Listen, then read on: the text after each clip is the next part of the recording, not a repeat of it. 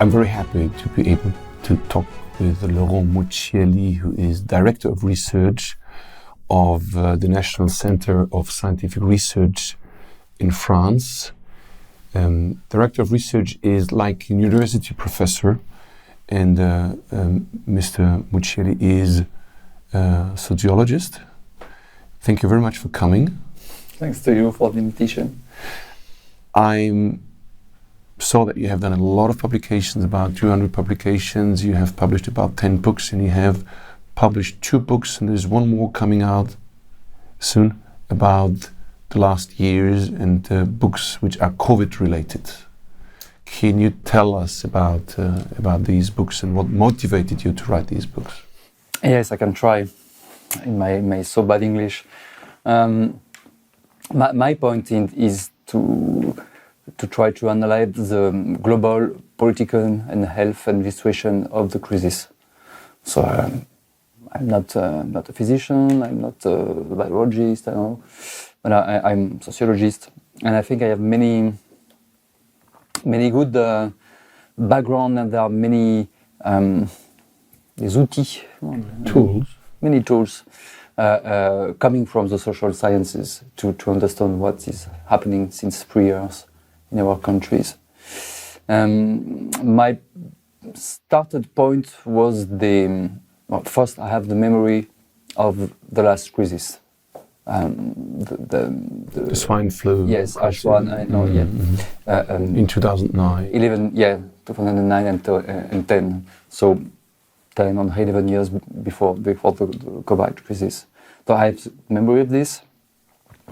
That means the memory of the way the WHO has exaggerated the threaten, etc., and also the way that the financial interest of pharmaceutical industries, that was very clear. So I have the memory of this.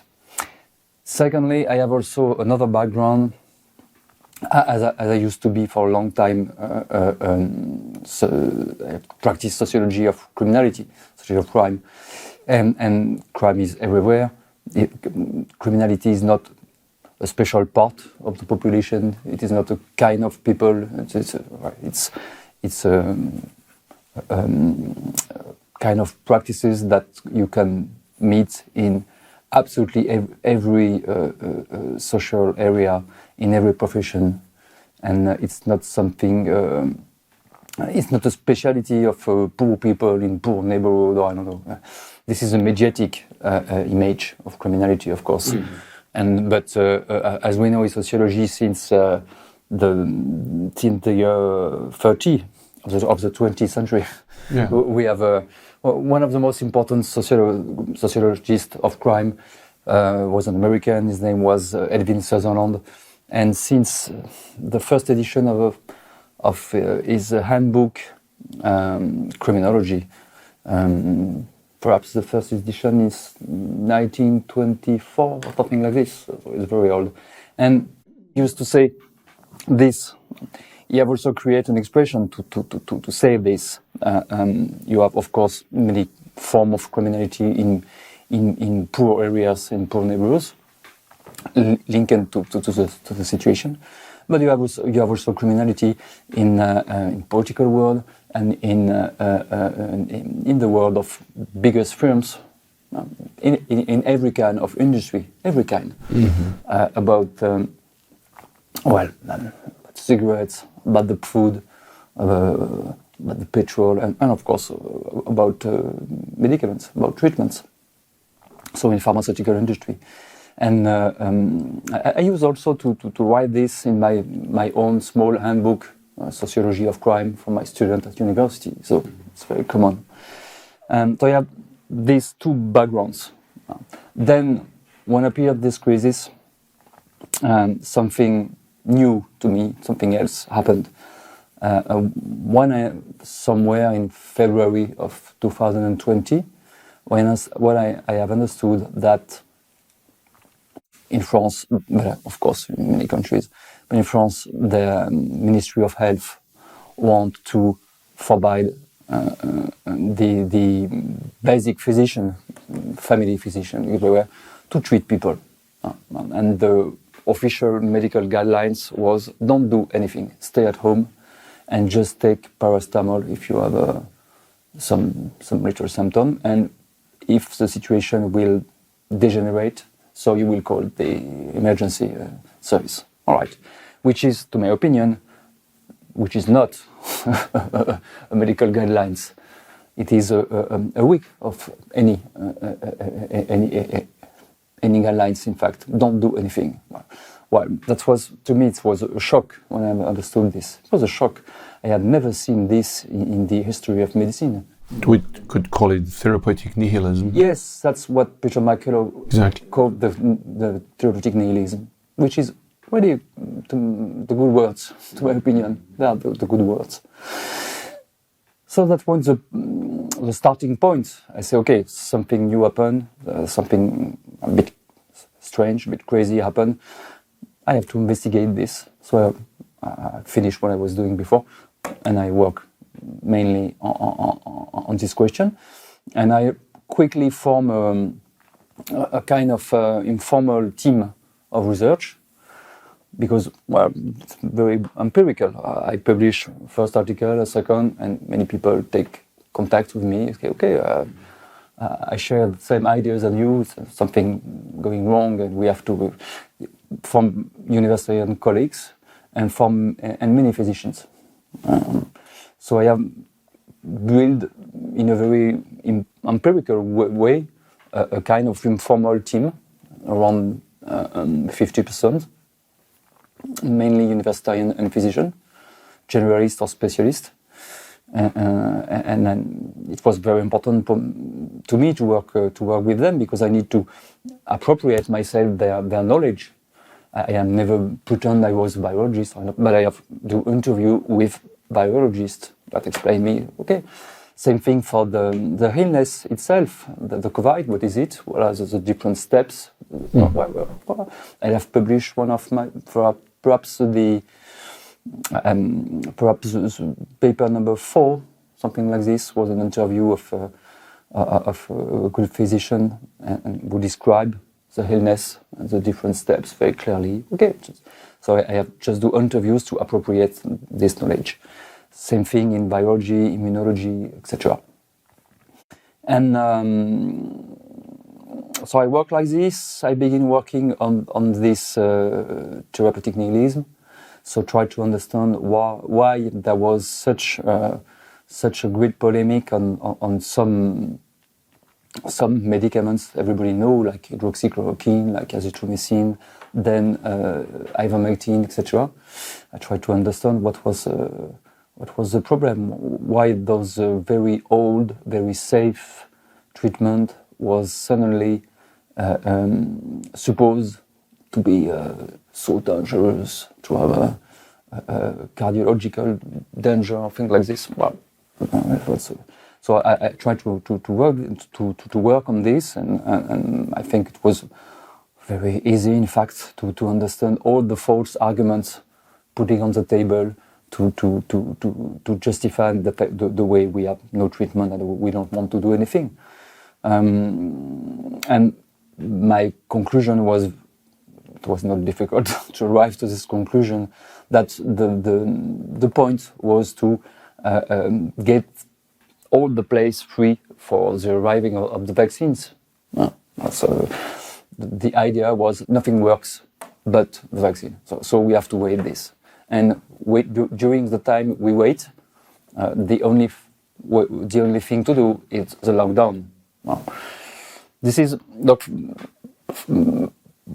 perhaps it's difficult to have a precise chronology, a retrospective chronology of of my own work. Of course, this is full of subjectivity, but as far as I can try to organize the story as it was real, probably in April or May 20, and probably I have identified what I call the doxa of the COVID. The doxa is the global narrative, the story, the official story.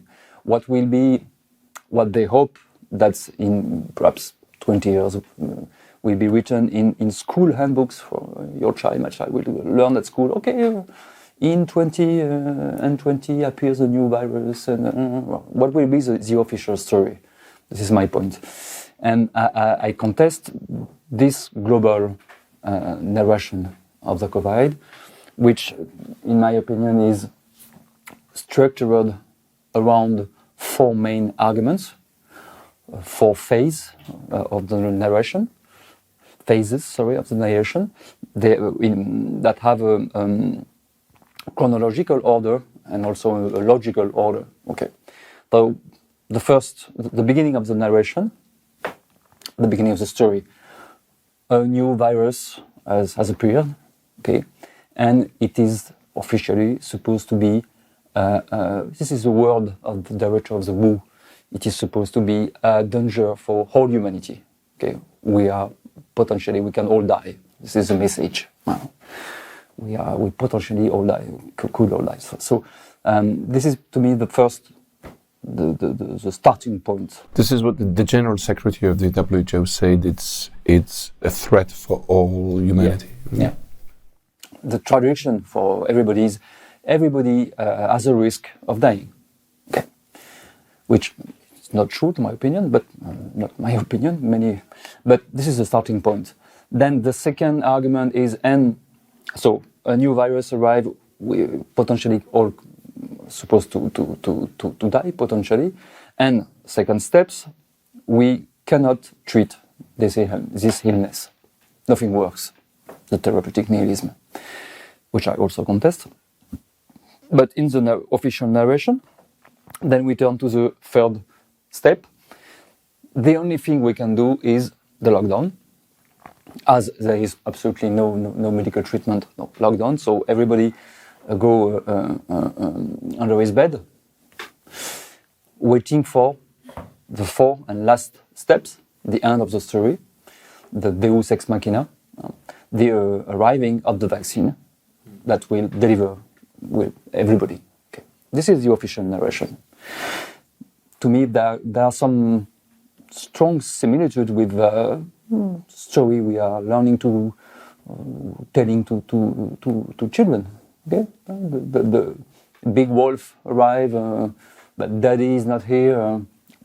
So yeah, go under your bed, and when daddy will come back with his big rifle, he will kill the wolf. Okay, so wow.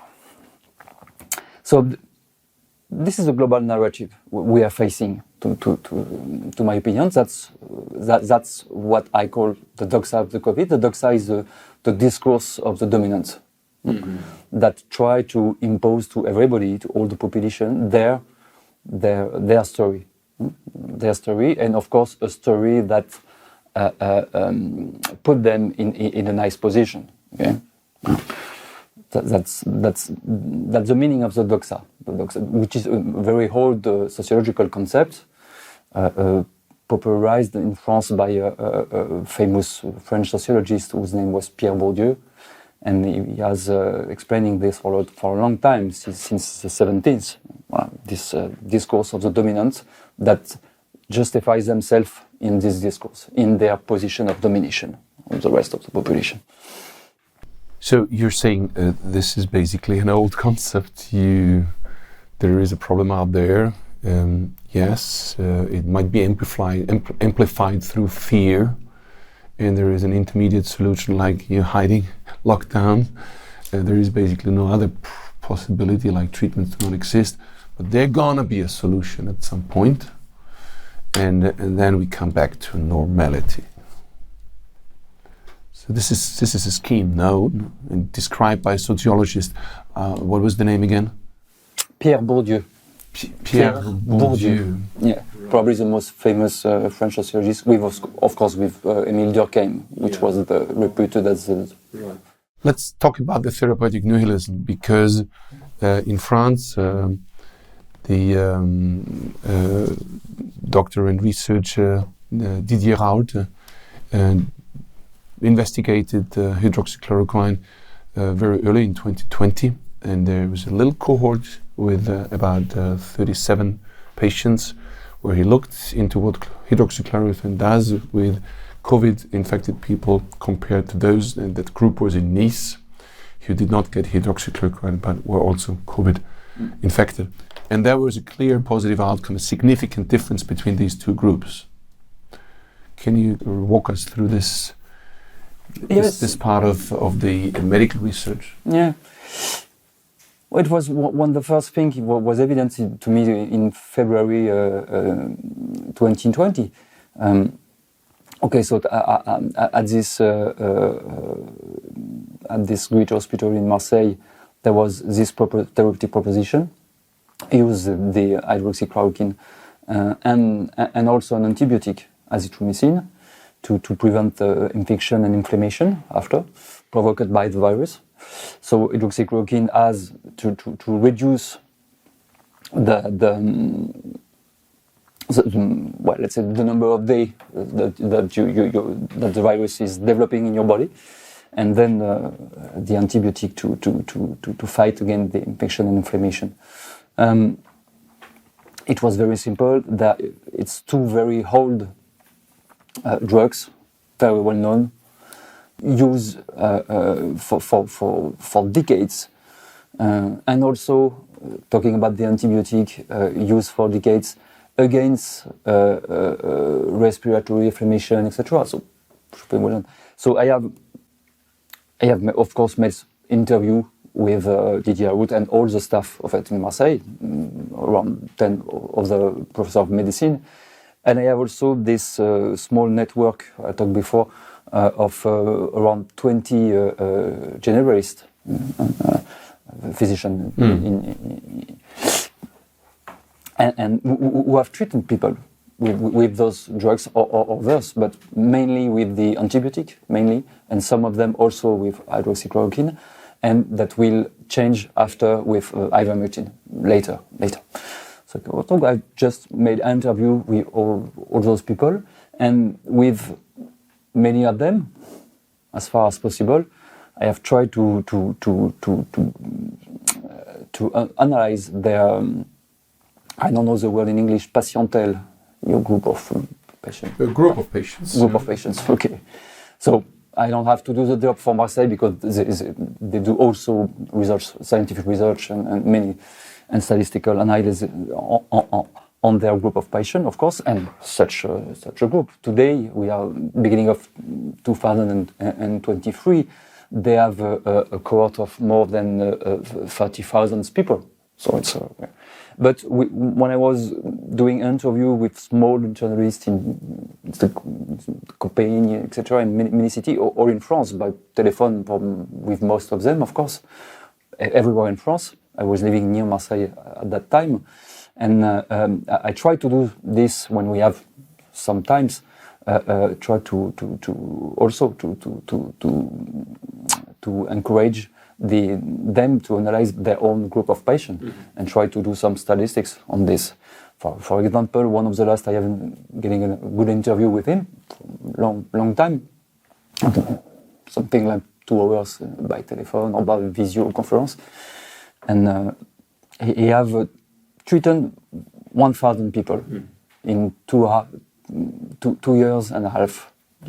Let's say it's 90 and something. Let's say 1,000. Okay, 1,000 people coming with symptoms. Okay, not just people that have a positive test, but people who have symptoms that come to have a medical consultation with him. 1,000 people, and on those 1,000 people, memory, but it's written on my books. 6 people getting to hospital, 1 who died. The person who died was 85 They years all old. got hydroxychloroquine. Yes, he have treated everybody with hydroxychloroquine and azithromycin at the beginning, then ivermectin and azithromycin.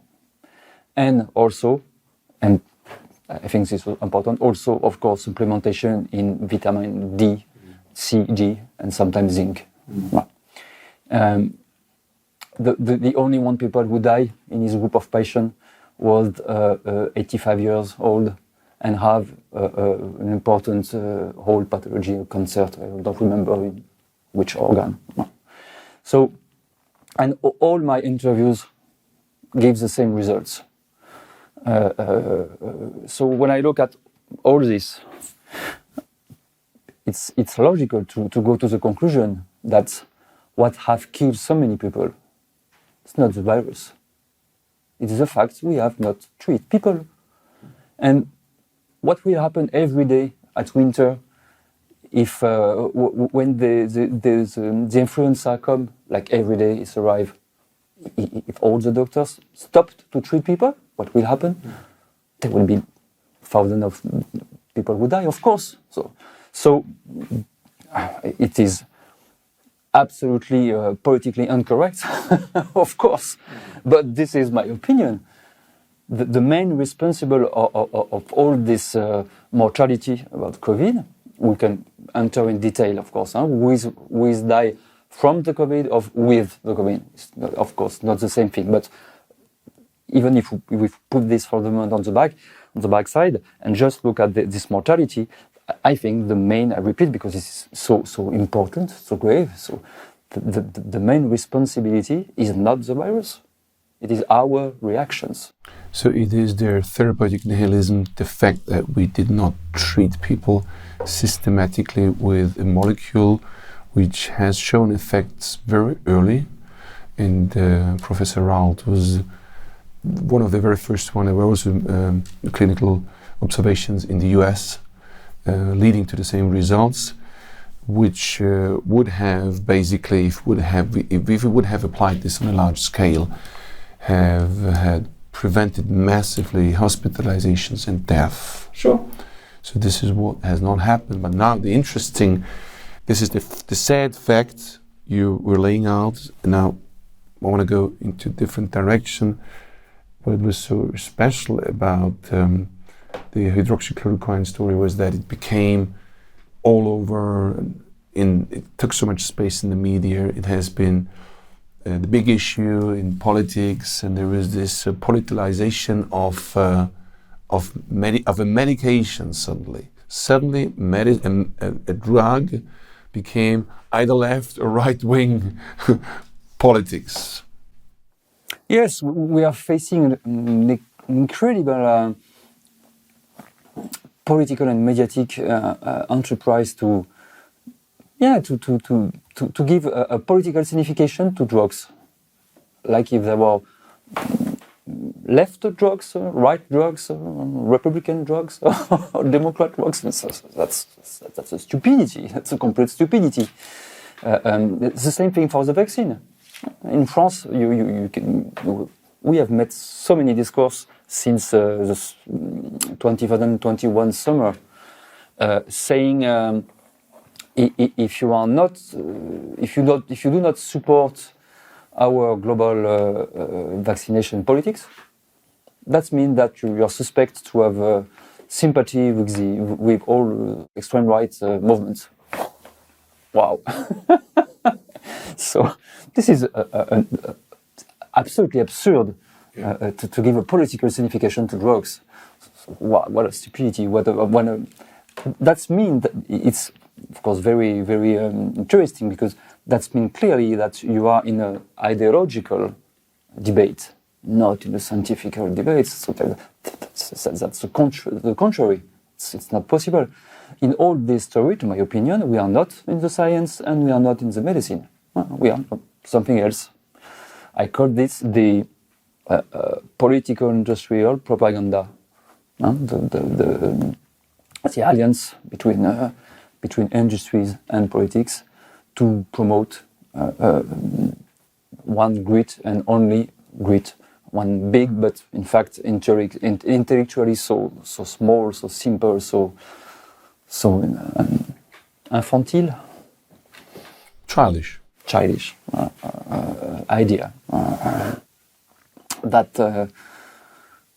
Well, I think we are all treated like childs, not more than 10 years old, and we are all received this discourse saying there are good and sympathetic medicaments and bad and not sympathetic medicaments. Take the vaccine and everything will be will be and the story will be finished. You will be protect. You will protect the others. There are of course no side effect. Everything is, the things is safe and efficient at 95%. We remember this discourse, which is pure propaganda. This is pure propaganda. Where does those numbers come? I've published many articles with colleagues like this. What does okay? Does it come from the clinical trial doing by Pfizer himself on his vaccine? Yes. And how they can calculate this number and arriving to 95% precisely? Okay. So we have published many things. Many things of this. It is a global intellectual escroquery. That's evidence. It's very clear. Actually, I was surprised when I was reading the paper which has been published just before Christmas 2020 about yes, December 20 in the New England Journal of Medicine. Exactly. There was this paper published about 95% efficacy, and of course being safe. That the way they concluded and put together the numbers to come to 95% efficacy. All you had to do is just read the conclusion of the paper, and you immediately would ask questions and say, hold on, something is fishy here, something is strange. Yeah, or you compare the summary of the article and the conclusion in one part, and the tables in the other part, and you, I was surprised that this has been published by the New England Journal of Medicine. Yeah, of course. But there, as further down the road and the years coming, there has been shown also that there is a collaboration between the pharmaceutical industries and the medical journals. So there is, we can call it collaboration. We can call it also corruption, where there is. This is a systemic corruption. It's a systemic corruption to get information, specific information out there, to push the industrial political propaganda, basically. But this is the logical final result of what is building since 30 years in biomedical sciences. Who is able today in our countries to do a big clinical trial without the industry? Well, that was one of the arguments I heard from academics, even here in Europe, of course, that you need to have big data. Everything with a small number of patients is basically not interesting. You need to have something like two arms, 20,000 here, 20,000 here, and then you produce something solid. And this is, of course, very disencouraging for, let's say, a group of doctors who get organizes themselves and who produce just something, let's say, 500 patients. They can see, treat, and produce the results and publish it, which would be a clinical observation on the ground. And I think it's very important, this kind of observations, because this is what we see, this is what we hear, this is what we observe, but it has less weight in the scientific community. Yes, if we look this with the most global view we can try to have, the question of, well, this is the opposition between a completely industrialized medicine in one hand, and what we call the good old medicine in the other hand, with true people, true patients, true doctors, a true meeting between them with a physical contact. And this kind of new industrialized medicine, we don't need to see people, we don't need to know even the people.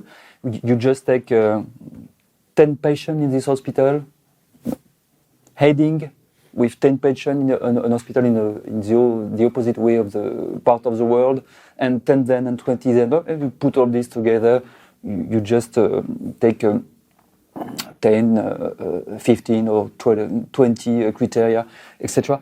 Well, and people talking about other people they have never seen, and you put this together, and the main attention is not given to this, but it's given only to the statistical methodology you will use. And if you have done a complete randomized study with all the criteria of the randomization, okay, it's perfect. But nobody has question about the quality of the data you used, in fact, on the basis of all this. They just look at the methodology. Okay, to me this is the beginning of the problems. And perhaps it could be seen as something too simple, but I think this is so important. In fact, what is a true life? True life is two people like me, like you. If we are not talking about this, to me, we are talking about nothing. Yeah.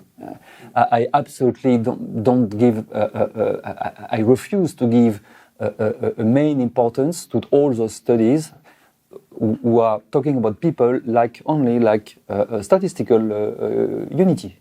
Okay, so there are no patient, no people, no person, just a statistical unity, not something that do 1 or 0 in your database. This is not the true life.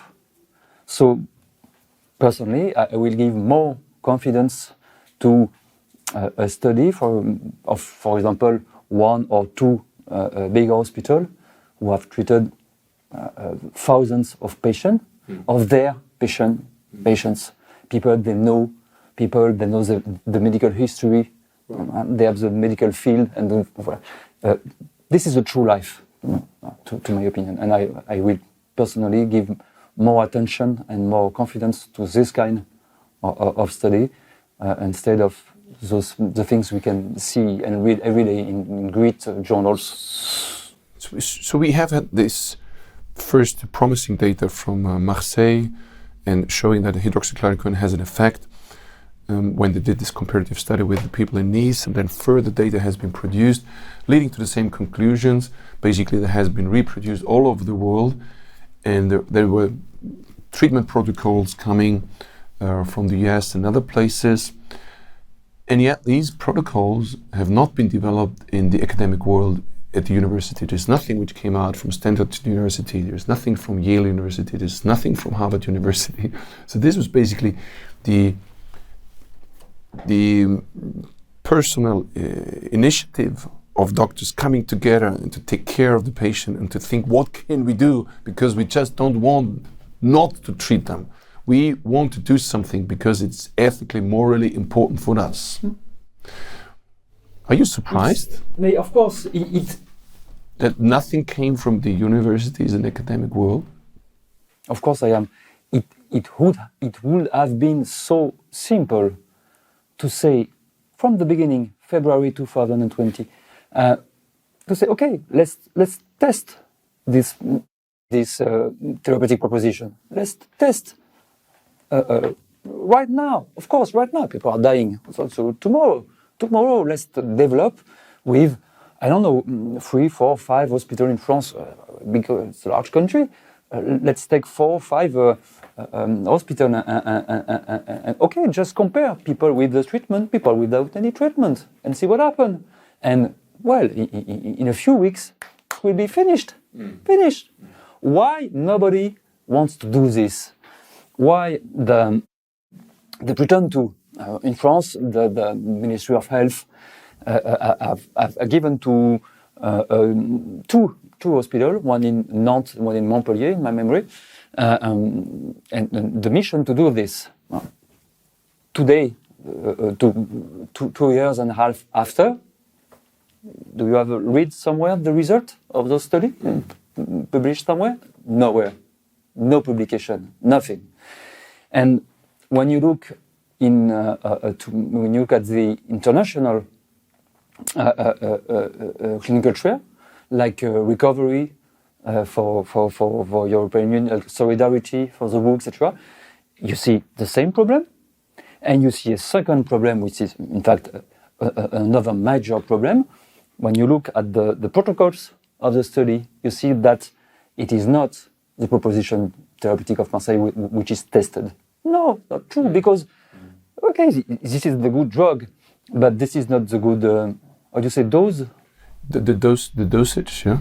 The dosage. Dosage. Okay, it's not a good dosage. And as everybody know, without having a PhD in medicine, the same drug can have absolutely no efficacy if it's under the good dosage, or could be toxic if it's of course too high. So that's so evident. So when you build a clinical trial and you exaggerate for 2, for 3, for 4 the good dosage in the initial proposition, therapeutic proposition, that means you are stupid or you don't want to test this. Well, that's what happened. It would have been so simple to do this. I remember some further training I attended in end of 2020, and one of the biggest studies was just coming out, and everybody who would read it in detail would have seen that something is wrong. And I can tell you it was extremely difficult actually to stand up and say, still, I believe it's a very helpful medication. You know, we're using it since decades, but it was very difficult to stand up because all over the place in the media, hydroxychloroquine has been discredited already and considered as something very dangerous. Yeah. I have also written an entire article on this question, the supposed, the so-called cardiac dangerosity of hydroxychloroquine. Wow, so it's a political and mediatical fable, in fact. When you look at okay, what are the arguments? If you overdosed hydroxychloroquine, it could be dangerous. Yes, of course, but it is true for almost every drugs. If you overdose the paracetamol, you will probably finish to the hospital in the night. So, well, again, I don't need to have a PhD in medicine to understand this, but I have met so many so-called scientific journalists that was unable to understand this, unable. And they are officially scientific journalists in the biggest newspaper, like Le Monde in France or things like this. Wow. So there was this stigma put on hydroxychloroquine, which certainly had an effect also on the family physicians, and then there was intimidation from the medical associations. If you use this, you might get into trouble. It's true, it's an off-label prescription, meaning you need to inform the patient, say, well, there's no official indication for that. But this was easy to prepare. Everybody could go to a lawyer and ask a lawyer and say, please prepare me a few lines to explain them this is an off-label prescription and here is what's this all about, and give me your signature if you want to be treated with this kind of molecule. And we know it's registered in the country and it's used since many, many years. But there was the stigma there, and then the same happened basically with ivermectin. It was a dogma, okay? And the same happened, yes, with ivermectin after. But okay, the dogma was hydroxychloroquine presents cardiac dangerosity. Where that come from, we don't know. This is very, very, very often used drugs against paludism for 60 years, etc.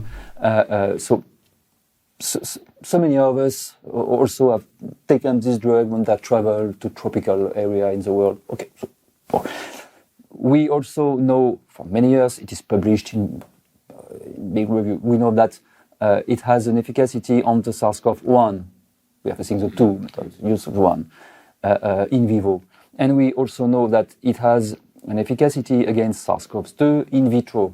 So it was an evidence that we have to test this in vivo for SARS-CoV-2. So evident. And what was the main argument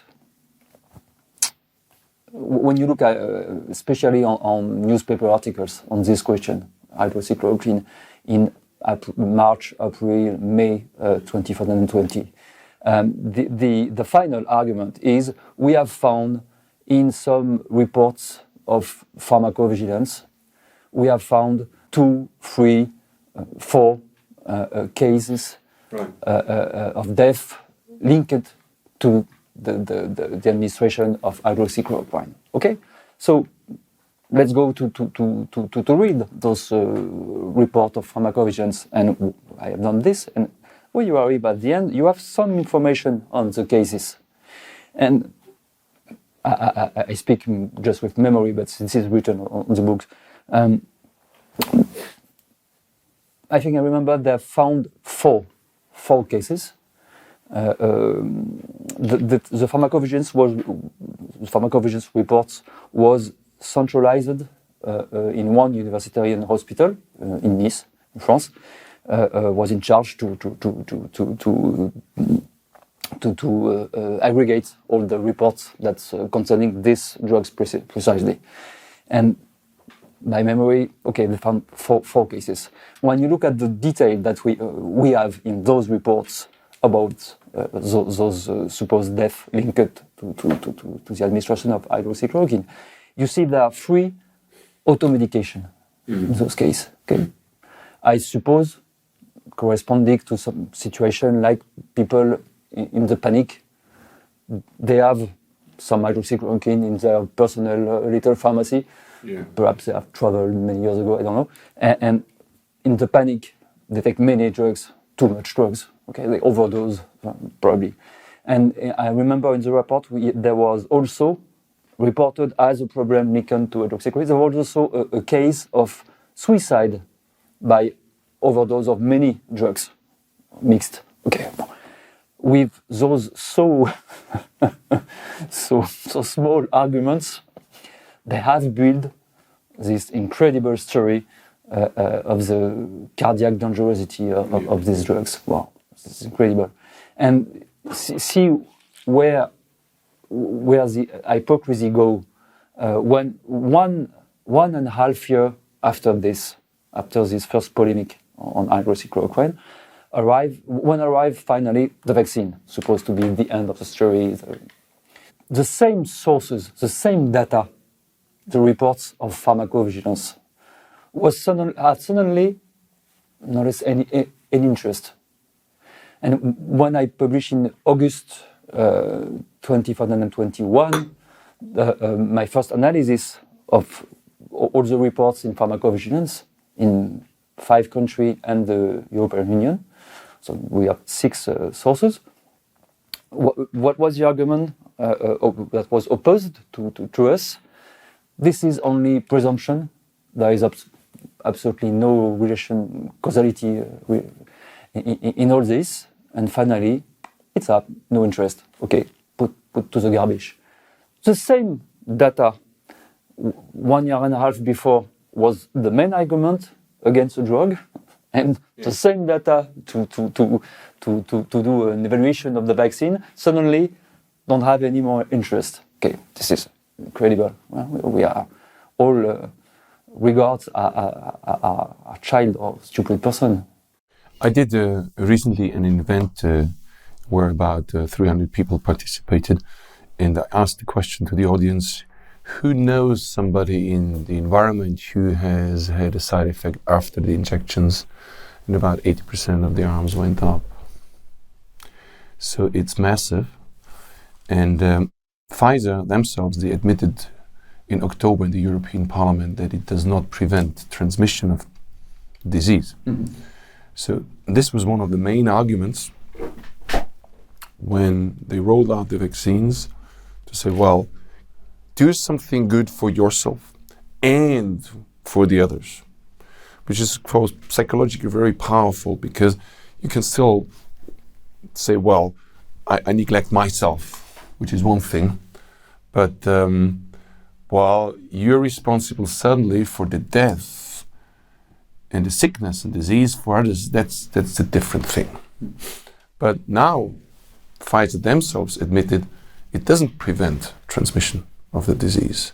So we have or there has been a product, medical product rolled out, that has been promoted as 95% effective, safe, and it's definitely not 95% effective. We saw that very, very quickly. Actually, we even don't know if it prevents severe cases, for sure. The data is still not clear on that. And it's not safe, but it's definitely very profitable. Can we talk about the effectiveness regarding the severe cases? What do you know about it? What is the current situation on that? Yeah.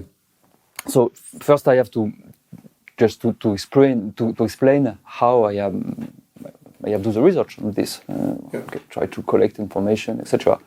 So this is so basic. In fact, I just come to the Universitarian Library of the Faculty of Medicine, the more close to my home, and try to read everything could be read. Sorry, everything that could study about vaccinology. Yeah. My first surprise was that I did not find many things to read. I was expected to was unable to appropriate myself of this scientific literature, but not at all.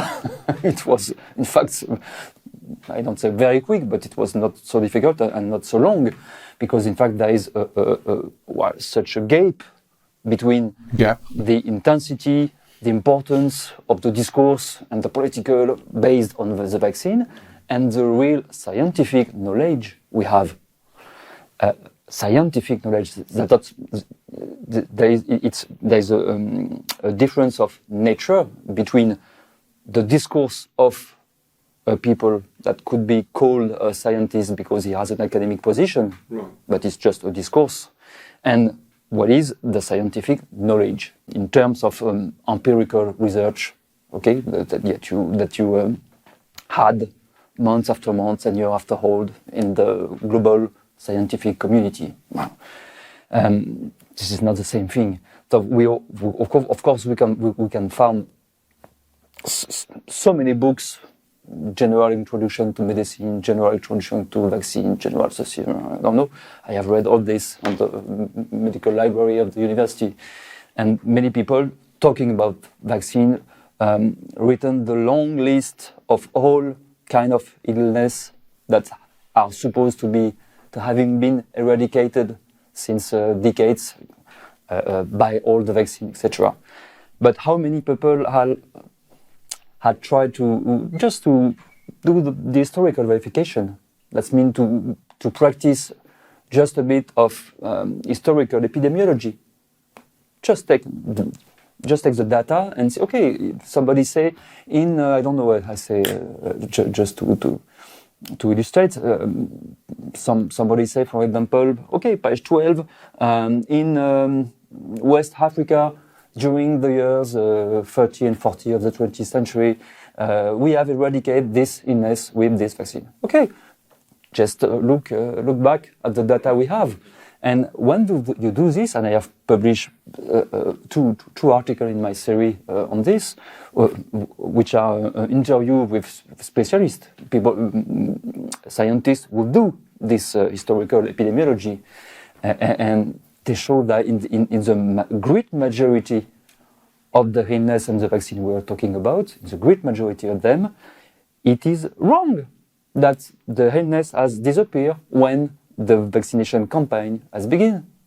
This is not the truth. You just have to look at the data, and you will see, for example, that okay, the vaccination campaign began in 1943, but when you look at the data since the end of the 19th century, you see that the epidemic has the beginning of the fall is 10, 20, 30 years before. It's so simple to do this, but who do this today? Really a few people. So my first surprise was this. In fact, it was the true knowledge, scientific knowledge on vaccination is really, really, really short, really small. Okay. then the second thing I have quickly understood is that when you are facing a therapeutic proposition and a vaccinate proposition, you always have to ask 3 questions. Okay, the first one is, does it protect the individual from the disease, from the illness? Okay. Second question, does it have a collective function, breaking the transmission? And second question, what are the side effects, the serious grave effects, which one, in which proportion, etc. Okay, so I have just declinate those 3 questions on the new situation, like we have to do on any situation. And I began to do this in the summer 2021, when I write the first law in France, but in many countries, to create a new vaccinal obligation for the COVID. So I have looked at it. The first, at that time, there wasn't enough data to answer the first question, the individual protection against all the illness or against serious form of illness. Okay, there was no data enough. Only a few countries have practices the vaccination in enough proportion to have some comparison, and in many countries the data do not exist or was not public, like in France.